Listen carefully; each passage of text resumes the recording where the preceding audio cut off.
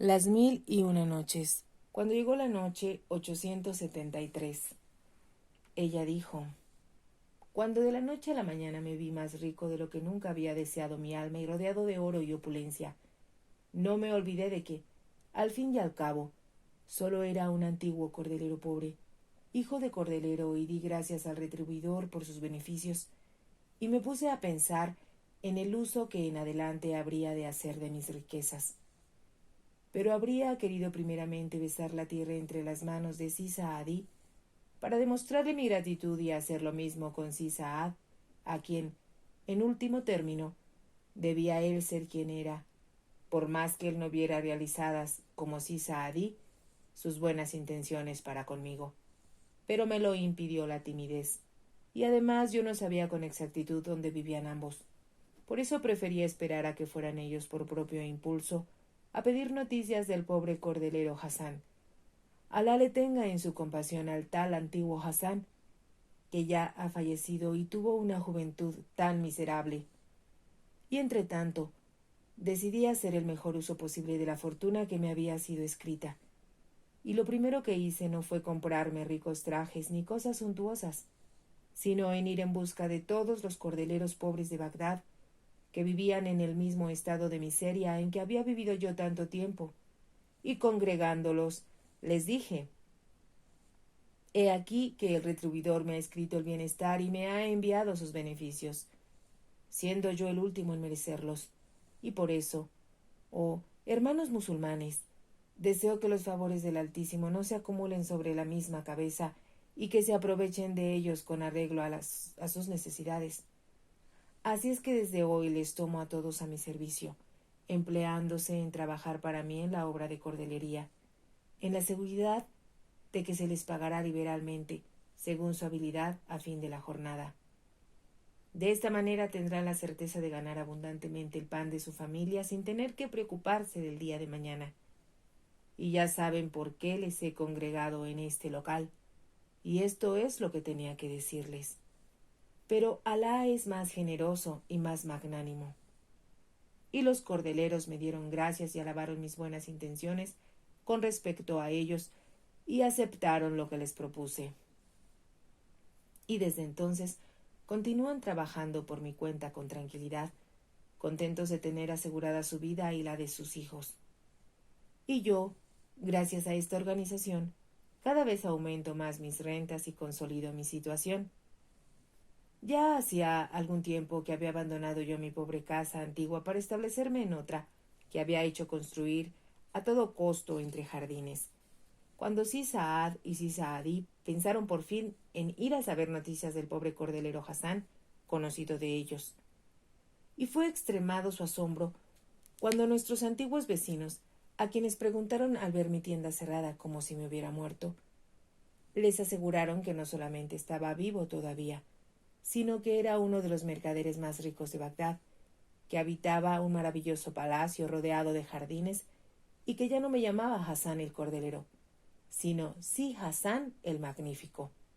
Entonces, tras de hacer que les dieran señas más precisas acerca del lugar en que se hallaba mi palacio, se dirigieron a él y no tardaron en llegar ante la puerta principal que daba acceso a los jardines. Y el portero les hizo atravesar un bosque de naranjos y de limoneros cargados de frutos y cuyas raíces se refrescaban en el agua que perpetuamente corría por una reguera que partía del río. Y cuando llegaron a la sala de recepción, estaban ya encantados de la frescura, del sombrajo, del murmullo del agua y del canto de los pájaros. Y no bien me anunció su llegada uno de mis esclavos, le salí al encuentro apresuradamente y quise tomarles la orla del traje para besársela. Pero me lo impidieron y me abrazaron como si fuera su hermano, y les invité a entrar en el kiosco que había en el jardín, rogándoles que se sentaran en el sitio de honor que les correspondía. Y me senté a un poco más lejos, como era debido, y después de hacer que les sirvieran sorbetes y refrescos, les conté cuanto me había sucedido punto por punto, sin olvidar el menor detalle. Pero no hay utilidad en repetirlo. Y si Saadi, en el límite de la satisfacción, se encaró con su amigo y le dijo: «Ya lo ves, oh, sí, Saad, y no le dijo nada más. Y aún no habían vuelto del asombro en que hubo de sumirlos mi historia, cuando dos de mis hijos, que se divertían en el jardín, entraron de improviso, llevando en sus manos un gran nido de ave que acababa de tomar para ellos en la copa de una palmera el esclavo que vigilaba sus juegos. Y nos asombramos mucho al ver que aquel nido, que tenía pollos de gavilán, estaba hecho en un turbante. Y al examinar más de cerca aquel turbante, observé, sin que me cupiese duda alguna, que era el mismo que en otro tiempo me había llevado el gavilán ladrón. Y me encaré con mis huéspedes y les dije: «Oh, mis señores, ¿se acuerdan todavía del turbante que llevaba yo el día en que Saad me hizo don de los primeros 200 dinares?» Y contestaron: «No, por Alá, no nos acordamos con exactitud». Y Saad añadió: «Pero lo reconoceré, indudablemente, si están en él los 190 dinares». Y contesté: «Oh, mis señores, no lo duden». Y saqué los pajarillos, dándoselos a los niños, y desbaraté el nido, y desenrollé el turbante en toda su longitud, y de la punta colgaba intacta y atada como yo la había atado, la bolsa de Saad con los dinares que contenía. Y aún no habían vuelto de su asombro mis dos huéspedes, cuando entró uno de los palafreneros llevando en la mano una cuba de salvado que al punto reconocí como la que mi mujer había cedido en otro tiempo al mercader de tierra para limpiar el cabello, y me dijo: «Oh, mi señor, esta cuba, que he comprado hoy en el bazar, porque se me había olvidado tomar pienso para el caballo que montaba, contiene un saco atado que traigo entre tus manos». Y reconocimos la segunda bolsa de Saad, y desde entonces, oh emir de los creyentes, los tres vivimos como amigos, convencidos para siempre del poder del destino y maravillados de las vías que utiliza para llevar a cabo sus decretos. Y como los bienes de Alá deben volver a sus pobres, no dejé de invertirlos en hacer las dádivas y limosnas prescritas, y por eso me has visto dar esa limosna al mendigo del puente de Bagdad, y tal es mi historia. Cuando el califa hubo oído este relato del jeique generoso, le dijo: «Ciertamente, oh jeique Hasán, las vías del destino son maravillosas, y como prueba en apoyo de lo que me has contado, voy a enseñarte algo».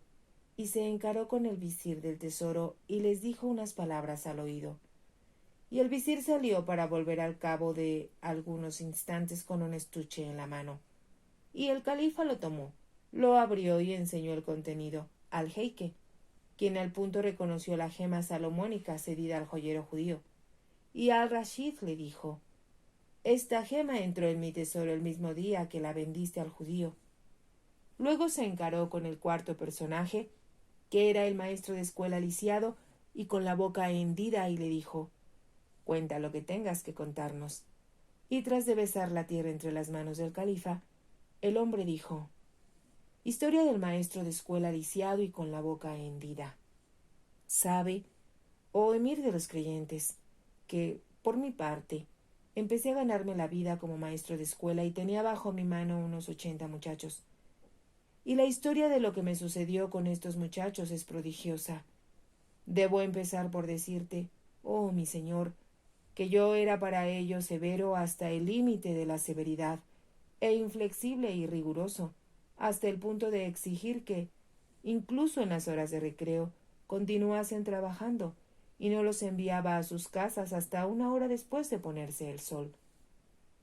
Y aun entonces no dejaba de vigilarlos, siguiéndolos por zocos y barrios, para impedirles que jugaran con granujillas que los pervirtieran. Y he aquí que fue precisamente mi rigor el que trajo sobre mi cabeza las calamidades, como vas a ver, oh emir de los creyentes. En efecto, al entrar un día entre los días en la sala de lectura, en el momento en que todos mis alumnos estaban reunidos, los vi de pronto erguirse sobre sus piernas a todos y exclamar con una sola voz: «Oh, maestro, qué amarillo tienes hoy el rostro». Y me sorprendió mucho aquello, pero como no sentía ningún dolor interno que pudiera amarillearme de tal suerte el rostro, no me preocupé excesivamente de aquella noticia y abrí la clase como de costumbre, gritándoles: «Empiecen, Oh, granujas, que ha llegado la hora de trabajar. Pero he aquí que el alumno monitor avanzó hacia mí con un aire preocupado y me dijo: por Alá, oh maestro, tienes muy amarillo el rostro hoy, y Alá aleje tu mal. Si estás muy enfermo, yo daré la clase en lugar tuyo. Y al mismo tiempo, todos los alumnos, demostrando gran inquietud, me miraban llenos de conmiseración, como si ya estuviera yo a punto de rendir el alma. Y acabé por impresionarme mucho y me dije a mí mismo: oh, por lo visto debes estar muy mal sin darte cuenta de ello. Y las peores enfermedades son las que entran en el cuerpo subrepticiamente, sin que su presencia se revele por molestias muy marcadas. Y me levanté en aquella hora y en aquel instante. Confié la dirección de la clase al alumno monitor y entré en mi harén, donde me acosté cuán largo era, diciendo a mi esposa: prepárame contra la ictericia. Y lo dije lanzando muchos suspiros y quejándome, como si yo estuviera bajo la acción de todas las pestes y enfermedades rojas. A la sazón, el alumno monitor llamó a la puerta y pidió permiso para entrar, y me entregó la suma de 80 dracmas, diciéndome: oh maestro, los buenos de tus alumnos acaban de verificar una colecta entre ellos para hacerte este presente, a fin de que nuestra maestra pueda cuidarte bien sin reparar en gastos. Y me conmoví mucho con aquel rasgo de mis alumnos, y para demostrarles mi satisfacción les di un día de asueto, sin sospechar que se había fraguado todo con este único fin. Pero ¿quién puede adivinar toda la malicia que se oculta en el pecho de los niños? En cuanto a mí, pasé todo aquel día muy apurado, aunque la vista del dinero que me había venido de manera tan inesperada me daba cierto gusto. Y al día siguiente volvió a verme el alumno monitor y al encontrarse conmigo exclamó: Alá aleje de ti todo mal, oh maestro, pero aún tienes la tez más amarilla que ayer. Descansa, descansa, y no te preocupes de los demás. En este momento de su narración, Sherezada vio aparecer la mañana y se calló discretamente. Si te ha gustado, te invito a que te suscribas, a que me regales un me gusta y actives la campanita para que puedas seguir escuchando esta historia y muchas más. Gracias.